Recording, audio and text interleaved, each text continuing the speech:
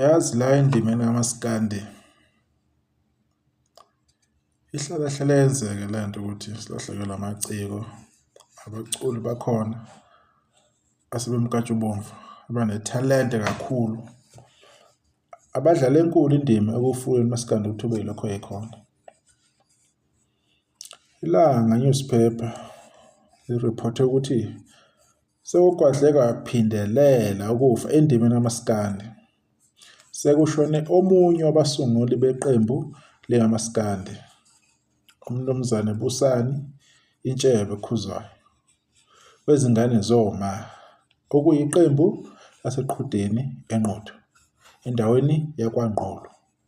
Kuthiwa ubephethwe umlenze unesilonda esingapholi, okuthe ngokuhamba kwesikhathi wahlaselwa yisifo sohlangothi.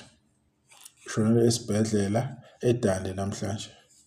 Okusho ukuthi-ke into eyenzeke nini izolo ngeyi-9 zikaMeyi. Right. Hey, singathi nje dude emndenini, iy'ngane zakhe ey'hlotsheni, kozwakabo ade esebenza nabo, abantu abambisene nabo emsebenzini wakhe, umoya wakhe ulwele ngokuthula.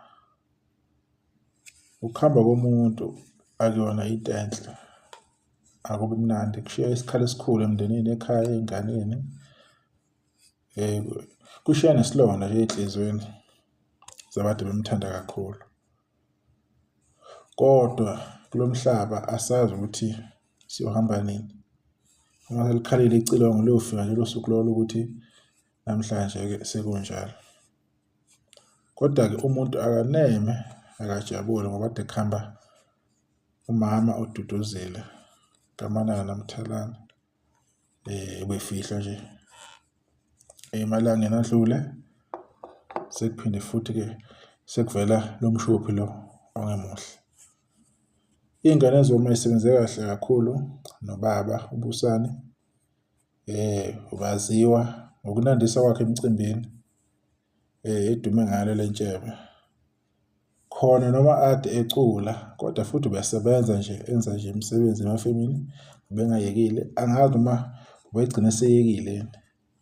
Lokho bekukhombisa i-dedication yakhe anayo ngento ayenzayo, nanokufisa ukuphokophela ukuya phambili, azuze more empilweni. Abantu abaningi-ke if abamazi-ke ubaba uBusani, okusho ukuthi iy'ngane zoma abawazi umculo wazo, ngoba ahlale kakhulu kwezodumo, kuyihlelo lapho ku-SABC 1 lwalishayela kakhulu. Ubaba uBabhodloza Nzimande osewadlula emhlabeni ubesebenza eKhosini. Nabanye ayesebenzisana nabo abekhuluma isiSuthu, sometimes iSpedi, sometimes iSetswana lapha ku-SABC. So udlale kakhulu lapho, bebonakala besimazi lapho. Nanemicimbi-ke eyayikade imkhulu engalezo y'khathi lezo kule minyaka ey'dlulile. Bebehlale bekhona nje, bephikisana, bene-beef neMthente. Bekwaziyo ukuthi bayabanga impela. La maqembu ade efikile ngempela kumaskandi. Before kuze kuba ngoMgqumeni noMtshengiseni, oKhuzani noMthandeni. Yibo abantu impela ababenzima kakhulu ngey'ndawo zama-beef, bebaziwa kakhulu, bebekude kabi ngomculo wabo. Le ndoda-ke asazi-ke kusazomenyezelwa ukuthi izofihlwa nini, iy'nhlelo zizohamba kanjani, ngaluphi usuku, yonke into-ke abasondelene nayo bazomemezela, bazokwazi ukuthi beyonceda umndeni, beyobeka umzimba wakhe endaweni yokugcina ukuphumula. Ividiyo-ke ikanjalo-ke umuntu ade yenza manje, sohlala uzayo. Sesihlangana kabi nje, sekudlula nje elinye iciko lamaskandi, okungeyona-ke into enhle neze, into futhi ejabulisayo, kujabulisa nje kakhulu. Ukufa akujwayeleki, akusoze kwajwayeleka. Nisale kahle.